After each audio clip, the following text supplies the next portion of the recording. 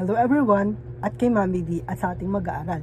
Kami po ay narito upang ipakilala ang isang makulay at makasaysayang tradisyonal na sayaw ng Pilipinas na tinatawag na Liki Folk Dance. Ang sayaw na ito ay isa sa mga halimbawa ng mayamang kultura at tradisyon na ipinagmamalaki ng ating bansa o ng Pilipinas. Ngunit, ano nga ba ang Liki Folk Dance? Ang Liki Folk Dance ay isang tradisyonal na sayaw na nagmula sa Bagon Negros Occidental. Ito ay bahagi ng mayamang kulturang Visayan at karaniwang isinasayaw tuwing pista, pagdiriwang at iba pang masasayang okasyon sa komunidad ng Negros Occidental o sa Bago. Kilala ang sayaw na ito sa masigla at magagaang galaw na nagpapakita ng saya, sigla at pagkakaisa ng mga tao. So bakit nga ba mahalaga ang Liki Folk Dance? Mahalaga ang Liki Folk Dance dahil bahagi ito ng ating pambansang pagkakakilanlan bilang mga Pilipino.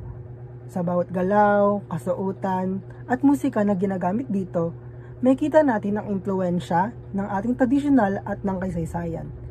Ang mga ganitong uri ng sayaw ay nagsisilbing tulay upang maipasa ang kultura sa mga kabataan at sa mga susunod pang henerasyon. Napakahalaga ng kasuotan sa Liki Dance dahil ito ang isa sa mga unang napapansin sa isang pagtatanghal. Ang mga babae ay karaniwang nagsusuot ng simpleng blouse at palda o di kaya bakotsaya upang ipakita yung tradisyonal na pananamit ng mga Pilipina noong unang panahon. Samantala, ang mga lalaki naman ay nakaputing damit, may maayos na pantalon, at minsan may kasama ring panyo na nakatali sa kwelyo. Ang Liki Folk Dance ay karaniwang gumagamit ng 3/4 time signature. Ibig sabihin, may 3 kumpas o beats sa bawat measure ng musika.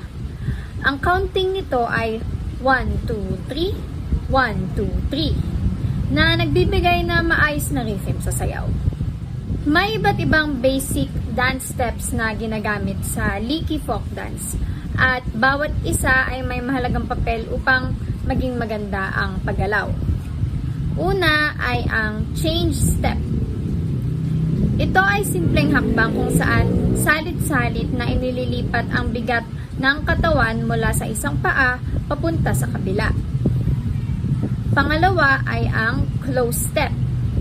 Sa hakbang na ito, isang paa ang unang humahakbang habang ang kabilang paa naman ay inilalapit o isinasara patungo rito. Pangatlo naman ay ang waltz step. Ito ay binubuo ng 3 hakbang na may malumanay or graceful na galaw. At ang panghuli ay ang brush step.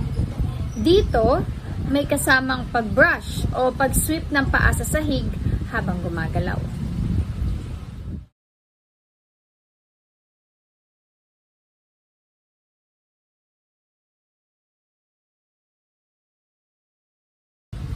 Sa kabuuan, ang Liki Folk Dance ay isang mahalagang bahagi ng kulturang Pilipino na nagpapakita ng saya at pagkakaisa ng ating mga kababayan. Sa pamamagitan ng sayaw na ito, maipapasa natin sa susunod na henerasyon ang ating mayamang kultura at sining. Maraming salamat po sa inyong pakikinig at kami po yung maasang may natutunan kayo tungkol sa Liki Folk Dance. Muli, ako po si Charla Isalatandre kasama si Jeffrey Alaano mula sa BikaEd 225.